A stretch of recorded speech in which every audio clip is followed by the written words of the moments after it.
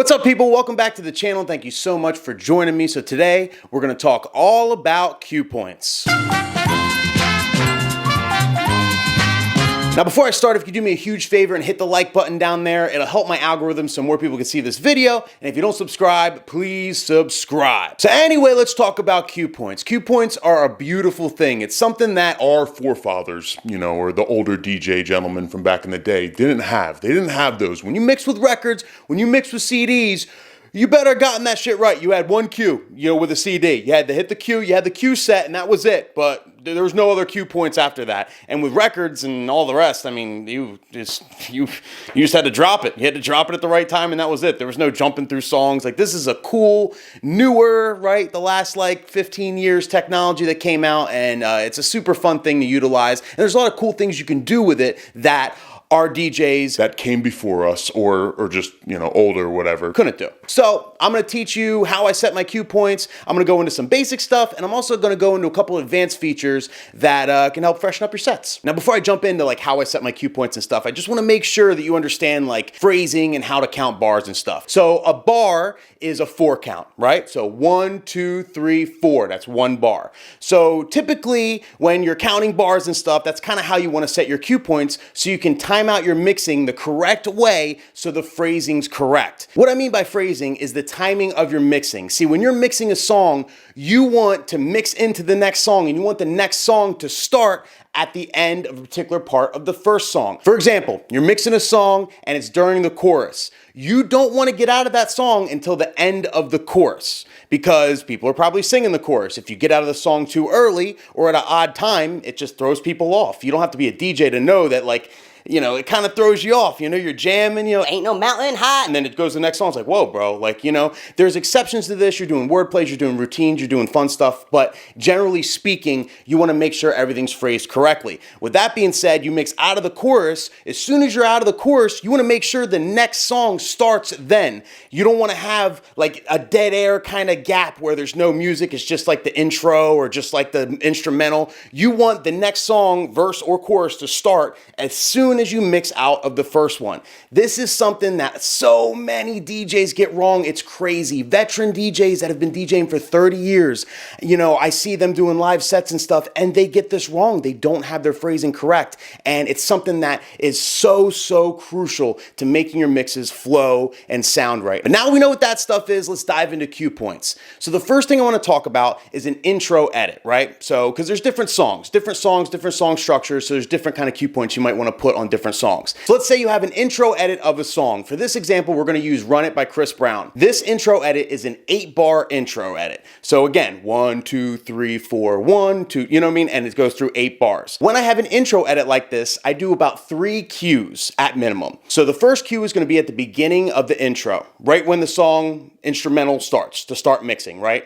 So I would start that to go over an 8-bar chorus to kind of mix and phrase correctly. The second cue is 4 bars in or halfway through this 8-bar intro edit. That comes in handy if you're mixing out of a song that might just have a 4-bar chorus. For example, Bring 'Em Out. The first time the Bring 'Em Out chorus starts in the song, it's only 4 bars. Bring 'em out, bring 'em out, bring 'em out, bring 'em out, bring 'em out, bring 'em out, bring 'em out, and then he goes into the verse. So for situations like that, when you have a 4-bar chorus, I always have a cue point halfway through the intro edit, 4 bars, bam. Then the third cue point I always have is at the start of the song. I kind of call this my oh shit cue. Let's say I was starting to mix, I was getting ready to mix this song, and then someone came up to me with a song request, or I got distracted and I missed the point where I should have started the mix, right? The point where I should have dropped the song so it was in time with the chorus, so my phrasing was correct. Well, with an oh shit cue, it really doesn't matter, because then I could still drop in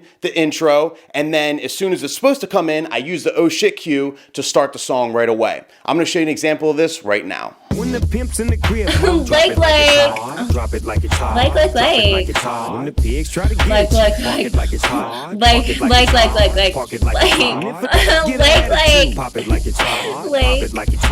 Pop it like it's hot. Got the rollie on and I'm pouring Sean down and I'm all the best because I got it going on.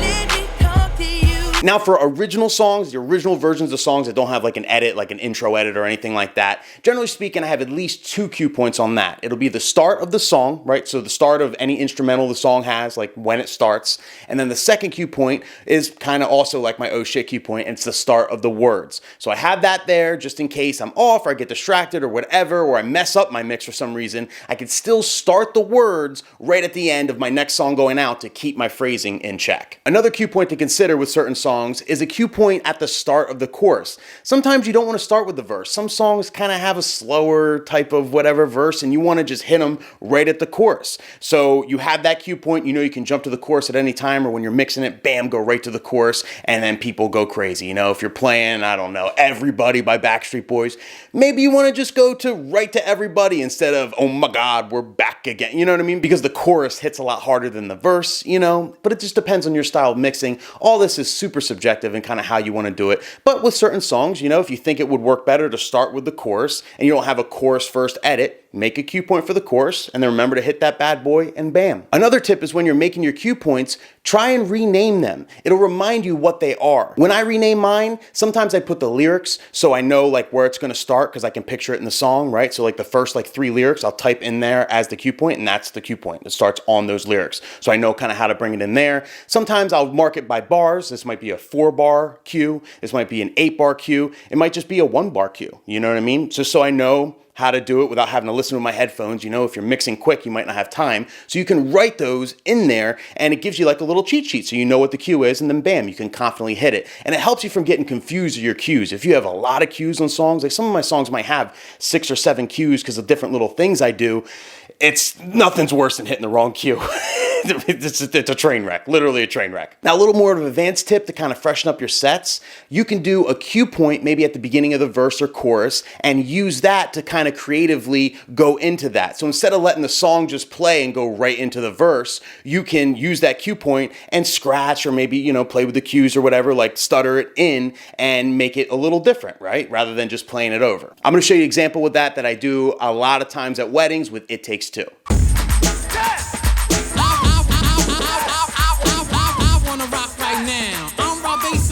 To get to.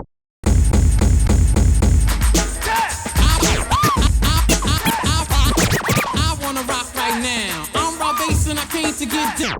Now, I highly recommend your off time when you're going through your crates and stuff and going through the music that you usually play, like add the cue points ahead of time. You don't want to do that live in an event. It can kind of mess up your mix. It's just a lot to do when you're actually concentrating and mixing and all that. So do it ahead of time. Add a oh shit cue if you don't have one there. Make sure it's all there. Label it, you know, make it all nice and neat. As you're downloading music, add the cue points.